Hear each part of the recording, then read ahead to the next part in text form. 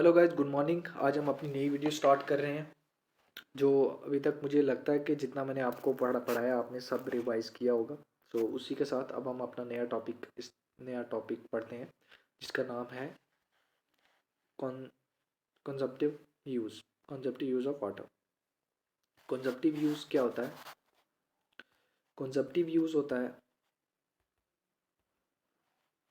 the total quantity of water used by the plant at its full vegetative growth for a given and perform transpiration and also water evaporation from surrounding soil along with water used for building plant tissue in a specified time is called consumptive use। Consumptive use क्या होता है कि plant अपनी growth के लिए और बाकी processes के लिए लाइक ट्रांसपरेशन हो गया, वाटर इवेपोरेशन हो गया, इन सब के लिए कितना पानी इस्तेमाल करता है, इसको हम कहेंगे कंजप्टिव यूज। अब कंजप्टिव यूज में होता है, सबसे पहले किस चीज़ के लिए ज़ाया होता है? वेजिटेटिव प्रोपगेशन, वेजिटेटिव ग्रोथ के लिए होता है। ट्रांसपरेशन और इवेपोरेशन के लिए होता है। ट्रांसपरेशन और इवेपोरेशन, इन दोनों को हम बोलते हैं इवेपो ट्रांसपोरेशन। ठीक है। ट्रांसपरेशन होता है, इवेपोरेशन होता है जब पानी डायरेक्ट होता है, ट्रांसपरेशन होता है जब लीव से उड़ता है, उसको कहते हैं ट्रांसपरेशन, और इन दोनों को बोलते हैं इवेपो ट्रांसपरेशन। नेक्स्ट वे है, अब जब हमारे पास इवेपो ट्रांसपोरेशन मैक्सिमम हो जाएगा तब हम उसको कहते हैं पोटेंशियो इवेपो ट्रांसपोरेशन। इसका हमारे पास एक फार्मूला होता है CU। कंजप्टिव यूज होता है PET and water residual inside plant. PET हुआ पोटेंशियो इवेपो ट्रांसपोरेशन, जो मैंने अभी आपको ऊपर बताया, और वाटर रेजिड्यूल इनसाइड, जो प्लांट के अंदर पानी होता है वो वाला। ट्रांसपोरेशन होता है जो प्लांट से लीव से निकलता है पानी। नेक्स्ट वी हैव कुछ हमारे पास छोटी छोटी हैं। अब अगर हमने CIR कंजप्टिव इरिगेशन रिक्वायरमेंट अगर हमने निकालना है, ये क्या होता है? लेट्स सपोज हमें 10 mm पानी की ज़रूरत है, लेकिन अचानक वहाँ बारिश हो जाती है, 2 mm की बारिश हो जाती है, तो उससे क्या होगा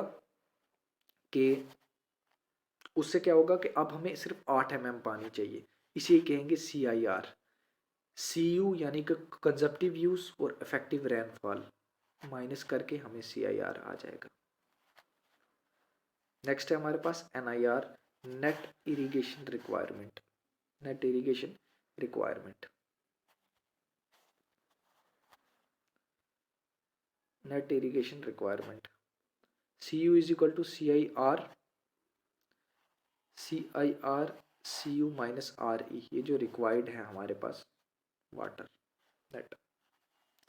लीचिंग क्या होता है? और प्लस जो वाटर हमारे पास लीचिंग है, it is a process of removal of salt from the given field by means of flooding operation. हम क्या करते हैं कि एक एरिया में बांध लगाते हैं 4 साइड और उसके बीच में पानी डाल देते हैं, जिसकी वजह से क्या होता है कि सॉल्ट जो कॉन्सेंट्रेशन है वो मिक्स हो जाते हैं, और देन हम जब वो पानी बाहर निकालते हैं तो सॉल्ट्स भी सारे बाहर निकलते हैं, जो रिमूवल मतलब जो अनवांटेड सॉल्ट्स होते हैं उस टाइम पे।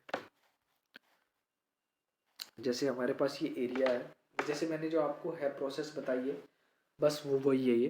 ये कि water is flooded with closed boundaries and retain for accumulated salt with mixed with water। salt water is permitted to drain out, हम उसे बाहर निकाल देंगे। Okay. Land is ready for cultivation of next crop, this process is called leaching. Okay. Water required in this process is called leaching requirement, इसको हम leaching requirement बोलेंगे।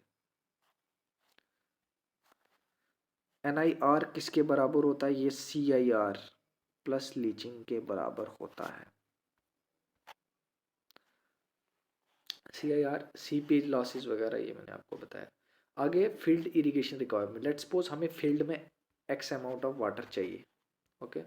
X amount of हमें चाहिए, और ये है प्रोवाइड हम कर रहे हैं X अमाउंट ऑफ। लॉस होगा वहाँ पर, लॉस क्यों होगा? इवेपोट्रांसपिरेशन से लॉस होगा, ट्रांसपिरेशन से लॉस होगा, इन सब चीज़ों से लॉस होगा। और actual provided water will be less than the required, जो हमने एक्चुअल पानी दिया ना वो कम होगा। एफ आई आर यहाँ से एक क्वेश्चन पूछा जाता है कि हमें आप बताओ F I R, N I R और इसमें रिलेशन क्या है। यहाँ होता है F I R is equal to N I R, net irrigation requirement divided by N A. N A application efficiency, application efficiency. एक ट्रिक भी मैं आपको बाद में दिखाऊंगा, उससे आपको आसानी से रिवाइज हो जाएगा। ये है gross irrigation requirement, GIR। Gross होता है टोटल हमें है कितना। GIR is equal to FIR NC। NC होता है कन्वीनियंस एफिशिएंसी, कन्वीनियंस एफिशिएंसी को कहते हैं। अब method to estimate consumptive use, इससे पहले मैं आपको एक ट्रिक बता देता हूँ। इस सबको याद रखने की एक ट्रिक है, गर्लफ्रेंड नहीं चाहिए। Gross irrigation requirement, field irrigation requirement, net irrigation requirement और कंजप्टिव, इसको हम कंजप्टिव लेंगे, कंजप्टिव इरिगेशन रिक्वायरमेंट। इसको हम क्या करेंगे, कंजप्टिव इरिगेशन रिक्वायरमेंट में हम इसको ले लेंगे। ये आपको मैं ट्रिक तो मैं एक के बताता हूँ। कंजप्टिव हो जाएगा सी से, कंजप्टिव सी से गर्लफ्रेंड नहीं चाहिए, CHAIY चाहिए। Cross irrigation, field irrigation, net irrigation और कंजप्टिव यूज हो जाएगा हमारा यहाँ पे। ओके,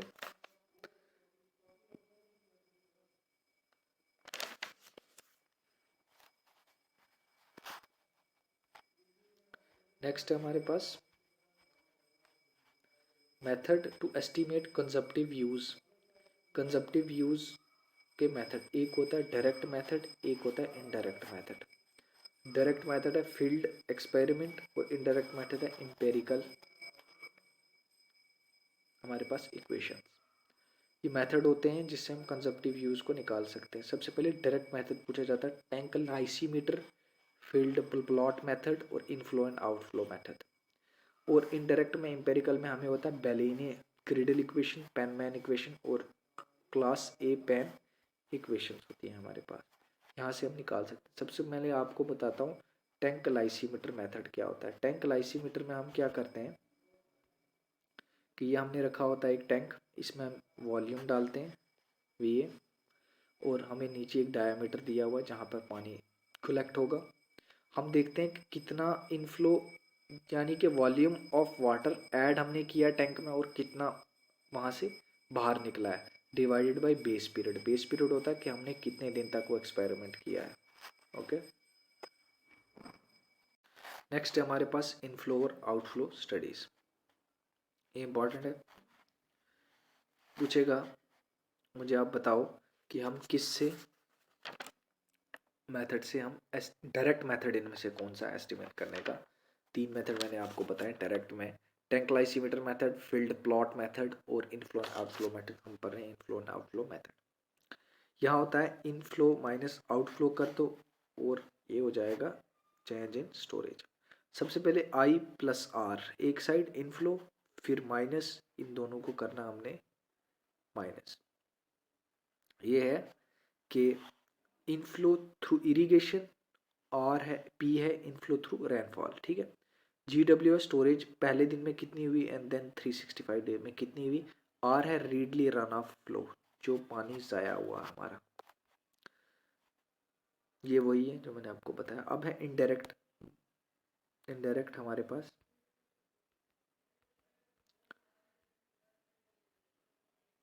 ये हमारे पास बेलेने का रीडल, ये पूछता है कि ये मंथली है, ईयरली है, क्या है।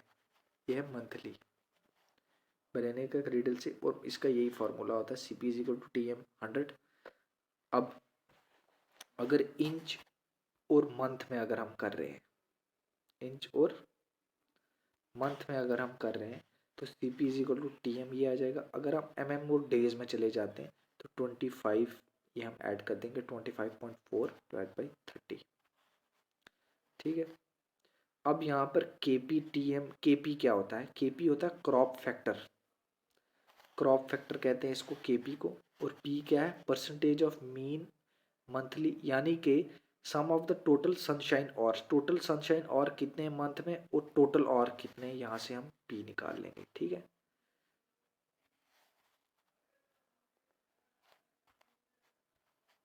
It does not provide accurate Cu value. It is related to evapotranspiration.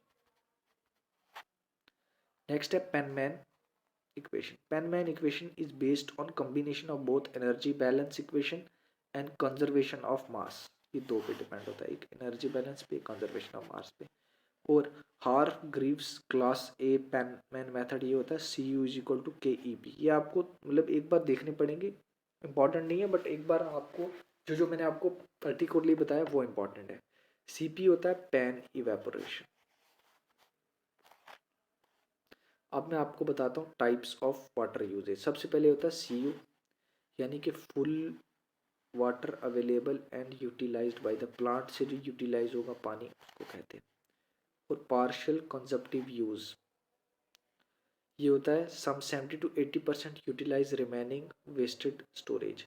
Partial consumptive use 80%, ये डोमेस्टिक इनमगर। और नॉन कंजप्टिव यूज होता है जो इनडायरेक्ट यूजेज होता है हाइड्रोलिक पावर प्लांट्स में, उसे कहते हैं। अब क्योंकि ये टॉपिक मैंने ख़त्म करना है, टॉपिक थोड़ा सा बड़ा हो जाएगा, तो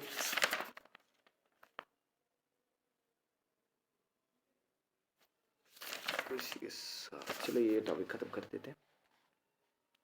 आगे है नॉन कंजप्टिव यूज़। नॉन कंजप्टिव यूज़ मैं आपको बताता हूँ। लेट्स सपोज हमारे पास ग्रॉस कमांड एरिया है 40,000, ग्रॉस कमांड टोटल एरिया हमारे पास इतना है, जिसमें से अब क्या हुआ कि पब्लिक यूटिलिटीज़ अपार्टमेंट वगैरह हमने इतने पे बनाए। अब हमारे पास बचा नेट कल्टिवेबल कितना 30। अब जो अनफिट है वो भी निकाल दिया हमने 10। टोटल कल्चरेबल मतलब कमांड एरिया ना जिस पे हम कर सकते हैं वो 20,000 है। अब आपको इतना पता है कि हम दो टाइप का करते हैं, एक होता है रैबी, एक होता है खारिब। रैबी और खारिब। जो होता है रैबी ये होता है विंटर्स के लिए, तो मैं आपको इनकी एक ट्रिक भी बताऊंगा बाद में। ये होता है विंटर्स के लिए। अब यहाँ पर ये दिखा रहा है कि 12,000 हेक्टेयर्स का एक एरिया है, देन 8,000 में हम निकालेंगे तो ये कल्चरेबल कमांड एरिया हुआ। अगर 18,000 है तो हम 2 में निकालेंगे, कल्चरेबल कमांड एरिया हुआ। मतलब ये ऐसे ही समझने के लिए। सो कल्चरेबल कमांड एरिया डेंसिटी हम यहाँ पे रखते हैं।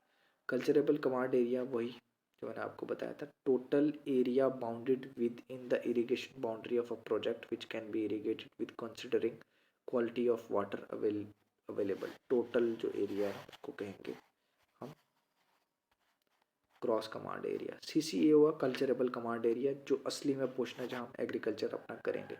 इंटेंसिटी ऑफ इरिगेशन क्या है? इसका बेसिक सा फार्मूला होता है। इंटेंसिटी ऑफ इरिगेशन क्या है कि टोटल एरिया एक्चुअली इरिगेटेड, ये एरिया फिट, टोटल एरिया जहाँ पे हमने किया और एरिया फिट कितना था, ये होगा CCA. Culturable command area of rabi, culturable command area of kharif and zaid, इसको हम डिवाइड करेंगे सीसीए से, हमें निकल जाएगा इंटेंसिटी।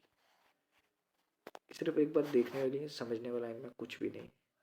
इस पे कोई क्वेश्चन किया गया है कि अगर हम रैबी इतना होगा खारिफ इतना होगा तो हम निकाल सकते हैं। तो नेक्स्ट मैं आपको पढ़ाऊंगा नेक्स्ट वीडियो में। तब तक जितना मैंने आपको पढ़ाया से अच्छे से रिवाइज कीजिए। मिलते हैं नेक्स्ट वीडियो में। वीडियो भी आई थिंक आज छोटी बनाई है, 15 मिनट की आई थिंक बन ही जाएगी। आप क्या कीजिए कि अब जो मैं आपको पढ़ा रहा हूँ ना, आप इसे रिवाइज करके क्वेश्चन लगाना स्टार्ट कर दीजिए। जितने ज़्यादा आपसे क्वेश्चन लगेंगे उतना भी आपको यकीन हो जाएगा कि सर जो पढ़ा रहे हैं बिल्कुल ठीक पढ़ा रहे हैं। आप जितना मैंने पढ़ाया इसको पढ़िए, अच्छे से रिवाइज कीजिए और क्वेश्चन लगाइए। सो तब तक के लिए थैंक यू। देखते रहिए और पढ़ते रहिए। मैं अभी यही बोलूँगा, पढ़ते रहिए हर टाइम।